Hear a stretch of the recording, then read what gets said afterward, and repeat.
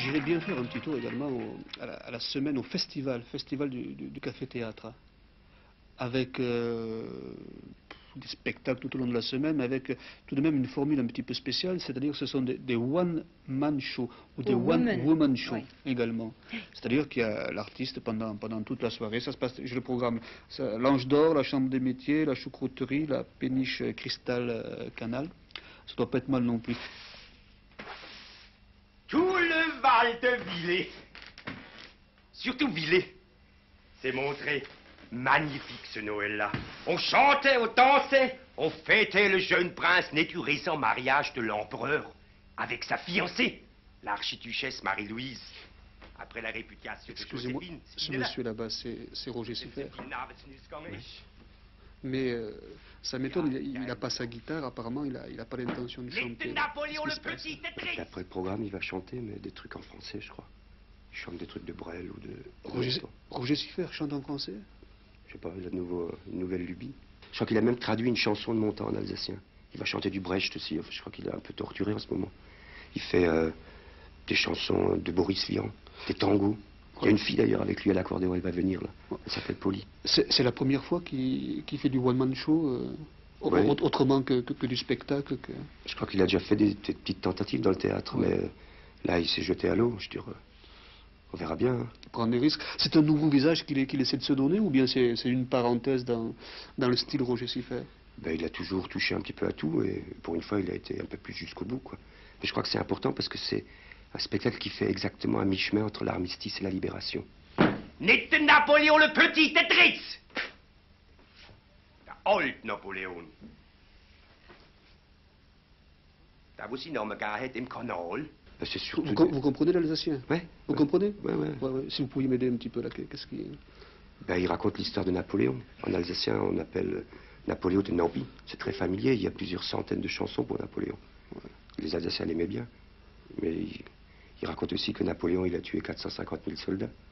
Et que les Alsaciens, ils avaient 62 généraux alsaciens chez Napoléon. Tout le Val de Villers, surtout Villers, s'est montré magnifique ce Noël-là. On chantait, on dansait, on fêtait le jeune prince né du récent mariage de l'empereur avec sa fiancée, l'archiduchesse Marie-Louise. Après la réputation de Joséphine, das Fine-là. Wie sind sie viel Navetsnus gegangen ist? Ja, der Nobby. Nicht der Napoléon le petit, der Dritz! Der old Napoleon. Da wo sie noch mal gehabt im Kanal und in der Insel beim Lysen, an der Kreuzung vom Kanal du Rhône und vom Kanal de Huningue. Die Insel Napoleon, voilà! Der old, heilig Napoleon. Und dann Weihnachten ist nicht in Moskau gewesen avec les débris de sa grande armée. Il était déjà de retour à Paris. Comme me l'a confirmé M. Urban Antoine, célibataire, décédé. Possédant un train de culture à Hirselbach, mais habitant de Saint-Maurice. En me donnant les détails d'une histoire qu'il m'a racontée vers 1935 et que lui tenait en ligne directe du fils du citoyen Gabriel Mangin de Stege. Mangin de Stege, auf der Welt Besieger, Napoleon, was führt dich zum Kampf? Mit keckem Schritt trat vor der junge Krieger, der Held Mangin ergraut im Pulverdampf. Gabriel Mangin de Stege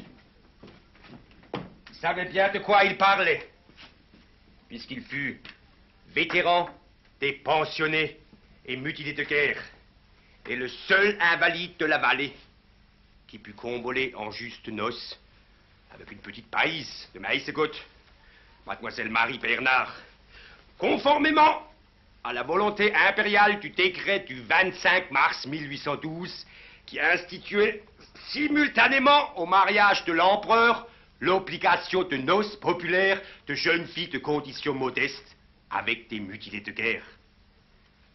C'est-à-dire un des 95 000 hommes qui restaient encore vivants des 450 000 que comptait la Grande Armée en août 1812, avant la retraite de Russie, soit un homme sur 5 de ceux qui partirent comme conscrits et que leurs familles ne virent jamais revenir au pays.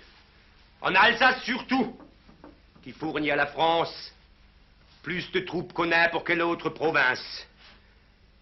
Pas moins de 62 généraux s'y étant distingués, dont 24 immortalisés sur l'Arc de Triomphe à Paris.